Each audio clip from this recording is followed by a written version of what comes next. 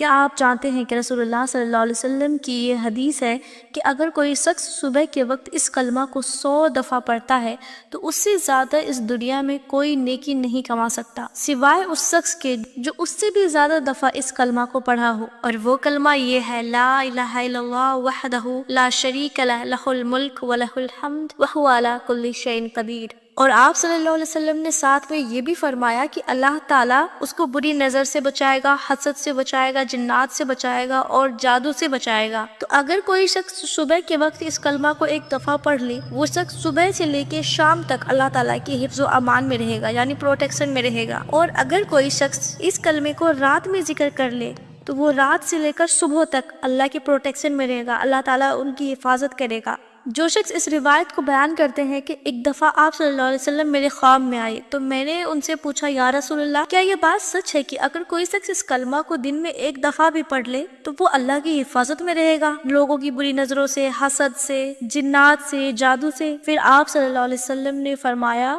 جس نے تم سے یہ کہا ہے انہوں نے بالکل سچ کہا ہے۔ تو اس دعا کو روزانہ ضرور پڑھا کریں اور یہ ویڈیو ضرور ہر مسلمان کو شیئر کیجیے گا۔